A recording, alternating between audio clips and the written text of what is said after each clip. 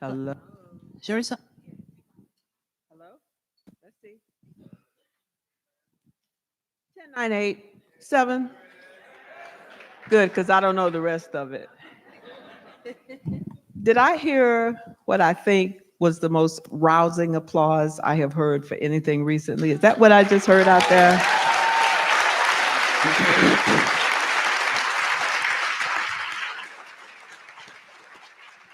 You know, this is the third time I've seen this documentary, and every time I see different, including my boyfriend, who was the bass singer with Gladys Knight, Cousin Red, in the sixth grade. But more than that, I mean, this is such an amazing documentary, not least because in 1964, 2 years after he was born, should I tell people that? It was 2 years after you were born, 1964. No, I started my first reporting job for the New Yorker magazine, and I went to Harlem because I had heard about the Apollo. I had heard what it had done for generations, and I wanted to be the kind of reporter who wrote about Black people in ways that were recognizable to themselves. And so when I see this film, I think about how inspirational the Apollo was to me in those early years. And then I went on to um, open the Harlem Bureau of the New York Times years later. And every day my office was right next to the Apollo, and it was just so inspirational. So, first of all, Janelle, I've got my two new best friends here because we had another appearance together. And I won't say my old friend, one of my long friends, Janelle Procope, who is president and CEO of the Apollo. And Janelle,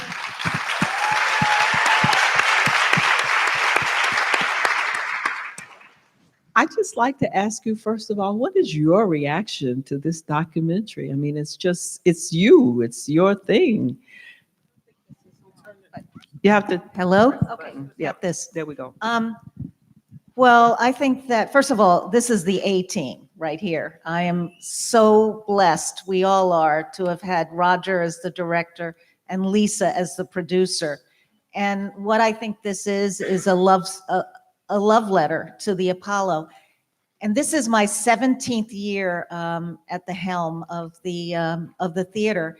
And I have long wanted a documentary because I think that the iconic institution deserves something like this. And what this means to me is it's an opportunity to really tell the world about the cultural and social relevance of the Apollo.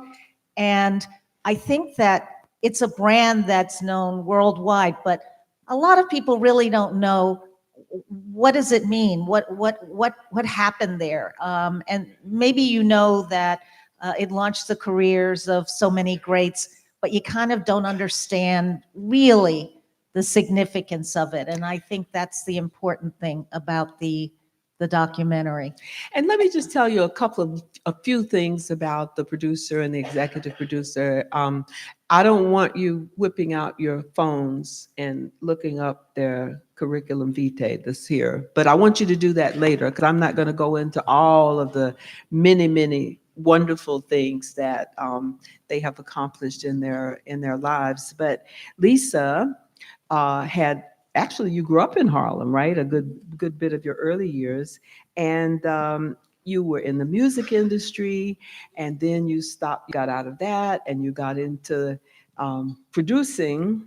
And one of your most famous things was Precious. Everybody knows about Precious, right? Let's hear it for Precious. And she has just been doing amazing things. And as I said, don't take out your phones now, but do look her up a little bit later after we finish this conversation. and I have to add, Lisa just won the Best Documentary Award here at the festival for her directorial debut, The Remix. that Roger executive produced. We keep it in the family. Gotta keep it in the family. Fantastic, fantastic.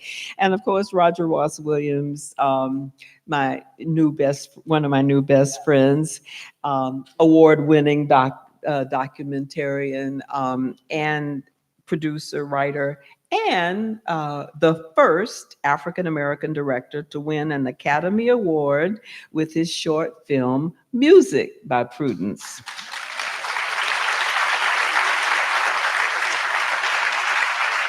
He's also won so many other awards, Emmys, and all kinds of wonderful acknowledgments of his great talent. But I'm told we only have 20 minutes because some of you are as old as I am and want to go home and go to bed.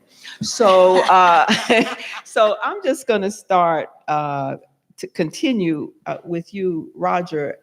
What on earth provoked you or inspired you to get into this documentary with so much of what took place that we've just seen happen long before you were born? Yeah. Well, I mean, like Janelle said, I was very surprised that there hadn't been a film about the Apollo Theater. This is 85 years of history, the story of African American music and dance and comedy. And how could this had not been told yet? I just couldn't believe it. It's hard to believe that it wasn't done. So of course I was going to jump on it when I was given the opportunity to tell this story. But it was overwhelming, right? Because there's how do you tell 85 years of history in 90 minutes? Well, you did. Well, but that's a process that you figure out. And so for me, I thought about, that the Apollo is Harlem is Black America, and it's, as long as it's a story of the struggle of Black people and how Black people use art and music to lift themselves out of oppression, staying in that theme, because all music, really all of our art is political. All of our art is used as a way to give voice to how we are trying to survive in America. So that was for me the theme.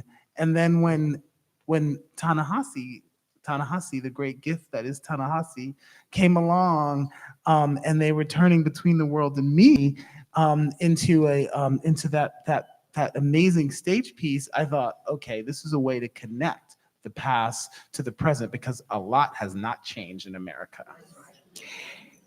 But what's interesting is that you might think, or one might think, that if you're going to do a documentary on the Apollo, it'll be all about the music.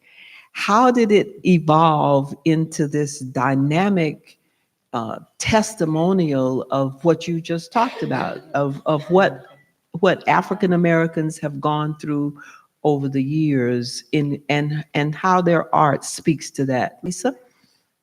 Late night sessions, many. And I think, part of so many incredible people on the team, but really have to shout out our editors, Jean Chen and John Fisher. And going into, they channeled the magic that Roger was seeing, and you'd go in the edit room and there was several timelines in there. So one was Apollo history, one was a timeline of African American history, like from 34 to now, but with certain bullet points. There was music history, like, I'm Black and I'm proud. And then you start to look and you see what's happening in the country. This song is coming out. This performance is taking place. It becomes very apparent how the convergence of our voice, of our using codes in the music and in our entertainment, and how we're using it to propel ourselves forward. So these timelines were something that we were always looking at and dancing with, and looking for the things that on the helicopter view stood out as major thematic moments. But you have in there the young performers like Billie Holiday and Diana Ross and so many others. How did you get all of that footage? And how, you're laughing, right? You look exhausted as I ask the question. How difficult was it to find all of that amazing original material? Well, Lisa dug through people's basements. Like Lisa literally went into people's basements and they were, water damaged. That was on a good day. Covers on a good day, and really came back with the goods. So it was really, it's really like a treasure hunt. It's really like you are like trying to connect with people and figure out where stuff is, because it wasn't like this history and these videos and stuff was preserved anywhere. It wasn't easy. There's not some archive of it. It's literally in people's basements. I was at a party and I met the granddaughter of Pigmeat Markham, and she's like, we have a whole bunch of footage of Pigmeat and we have all this stuff in our house. And Lisa went up to the Bronx and went to Pigmeat's granddaughter's house and dug through the boxes and got the stuff. So I had some nice sweet potato pie too. But how long did this take? Because the thought of digging out so much of this material, and as you say, you had to go to places that nobody else, these weren't in archives, these weren't in universities or, stored in libraries. How long did this take? And how did you have the patience to do it? That's what we do. We're filmmakers. We will just keep going. We will leave no stone unturned. I'm a documentary filmmaker, so that's what I do. So it took us. How long did it take us? Like 3 years or so. Like 3 years. Is that all? It stopped and started, but I think the gelling over the 6-year process took place in the 3rd year. They had been at this film. So Janelle, it's 7 years? 7 years. You started this? Well, the executive producers, White Horse Pictures, decided that I actually met them through an agent, and the Apollo resonated for them, and they said, we really want to do this documentary. And so they signed on and began to try to find the financing for it. And that took 3 years. And I have to say, they never gave up. They would say, I have the financing in place. And then they would call later and say someone had fallen out, but they never stopped. And then enter Roger and Lisa, and that's the remaining 3 years. So all in all, it was a 7 year. Something that had already started. Yeah. What was the most different directors? Sorry. There had been sort of a few different directors and a few different, people were involved. But you are the director. You are the director. What And I was think the most Roger was the difficult? North Star. He is the North Star Right.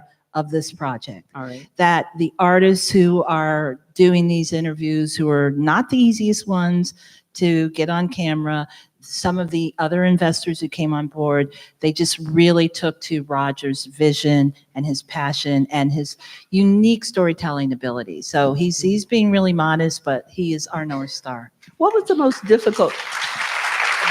Thank you, Lisa. What was the most difficult part about all of this, Roger?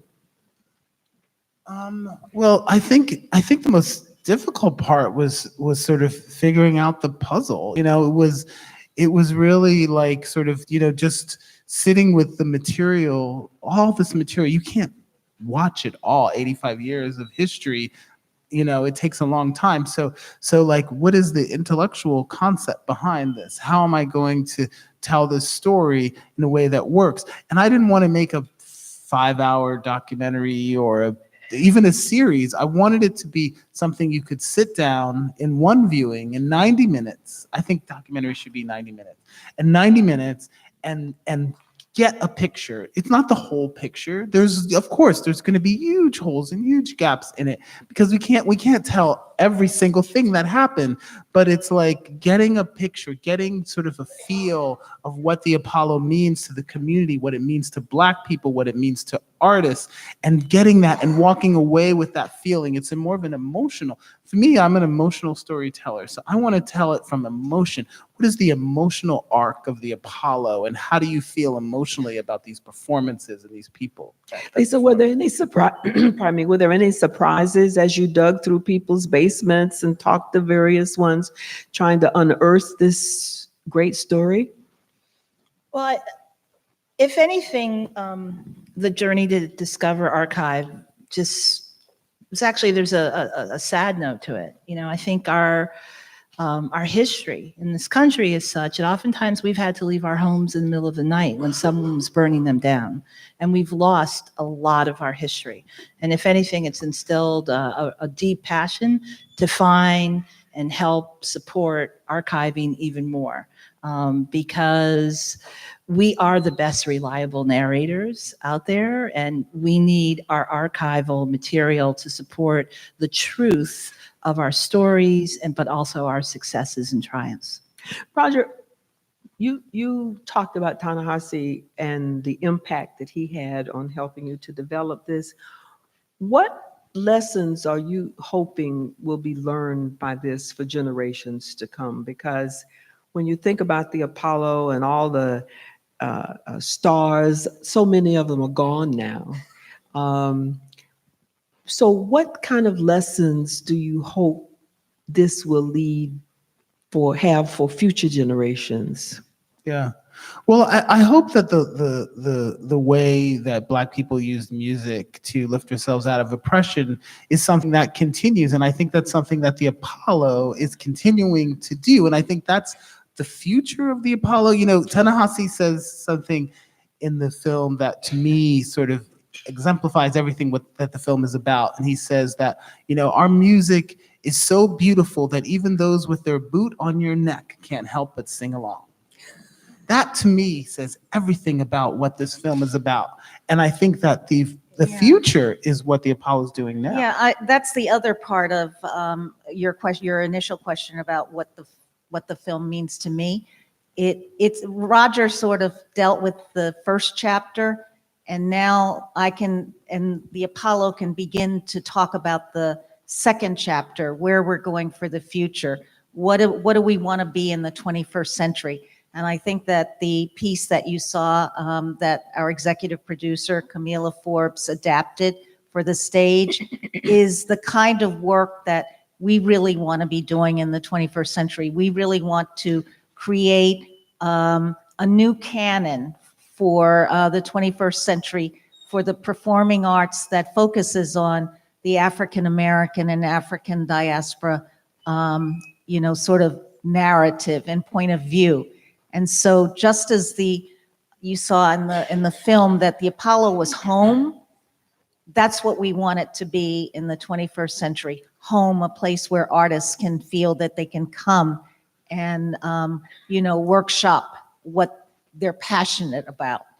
You know, what was moving to me as I sat out in the audience was hearing people laugh at some of the jokes and hearing people sort of applaud when somebody was really great.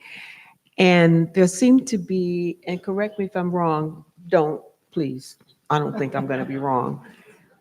I think when people today are so concerned about what's happening in our country, I felt joy here. Do you see this movie, this documentary, helping to change the feeling that of despair that so many people have in this country, or am I taking this a little too far? For me, it's always about the 3 E's, educate, elevate, and create empathy. That's why I'm a storyteller, and that's what I hope that this film does. Say those 3 things again. Educate, elevate, and create empathy. That's pretty good. Y'all write that down. Educate, elevate, and create empathy, because there's some people, I won't call any names, that they say have no empathy. But anyway, we won't go there. Well, one of the big moments in the film that people really react to is seeing Obama there on that stage singing Al Green. That there's the nostalgia of like, oh, Obama, it's Obama. Where have we gone, where are we now? Like, it's so depressing, but it's also, just seeing that, and that he went to the Apollo to speak to Black people, that was where, and that's where politicians go. The Apollo is a town hall. It's where everyone goes to speak to the community. And even as Harlem changes and is gentrified, the Apollo will always remain the town hall. It will always remain a place for Black people to go and speak to the community. So I don't think that's going to change, But Janelle, I also saw in some of those audiences and some of the cutaways, a lot of white people in the audience. So it's not just affirming Black history, it's also educating people who may not have that history, is it not? No, I think that's absolutely true. And I think that's why, again, I think it's important for us to tell our stories. So to Lisa's point, to educate. And the thing that we see often is sort of, if you build it, they will come. And depending on what the performance is, you'll see a different demographic in the audience. So you see white, you can see all Black audiences, you can see a lot of Asians. It depends. But it's definitely a gathering place. And Between the World and Me is returning this fall. Thank you, Lisa. It's Yeah. returning this fall, and it's going on tour, and it actually is starting in Atlanta. And then, so if anybody's here from Atlanta, I hope you'll go and see it. October. Great. And then it's coming back to the Apollo. And the other thing that I'm really coming back to the it's Apollo. coming back to the Oh, wow. Apollo after Atlanta. And the thing that I'm really excited about is Ta-Nehisi is our first master artist in residence. So yeah, that's really exciting. And if anybody is in New York on September 23rd, he will be talking about his first novel, which is Water Dancer. Mhm. And it's going to be great. And this documentary launches officially November 6th on HBO. Lucinda. Let's hear it. November 6th. 6th. Can we have a big shout out to Lucinda and her team? Yes. They are brilliant. We've seen how they support this festival, but they have embraced this film and have so many amazing creative ideas that are going to be rolling out over the next couple of months. So we make certain that we maximize viewership and conversation and education, elevation, and empathy. So tell your friends. And that's another reason why I'm really happy that it's on HBO, because in a sense, it makes it evergreen. Many, many, many people can see it. Yeah. Let me ask one final question, and that is, this is going to make a major, major contribution in the education of a lot of people about our history. What is your sense, though, of whether or not our young people are getting enough of our history like this? Well, I think that one of the reasons I made this film was to actually educate young people about our history, but to do it in a way that they can actually connect to it. They don't, unfortunately, young people aren't watching PBS. They don't want to see. Wait a minute, they watch me. They watch you. All right. Don't Except go for you. there. Except for you. But they're watching, they want to see something they can connect to and relate to. And I think that, sort of Ta-Nehisi's to me, I feel like he's a James Baldwin of our time. Mm-hmm. And whether he's speaking to reparations, the case for reparations, but he is speaking to young people and speaking in a way that was important to have that, to really say, look, this is your history, but this is also what's happening to you now. Young Black men are being hunted and shot in the streets, and this is happening now. And you need to understand that this is part of a pattern of history. And when is it going to stop? You have to do something to stop, and it's up to you. You are inheriting this legacy. So that's really to me what the film is about. You're passing the baton. Absolutely. Thank you all so very much. Thank you. Congratulations. Thank you, guys. And let's Thank you. hear it for these wonderful creative people. Thank you.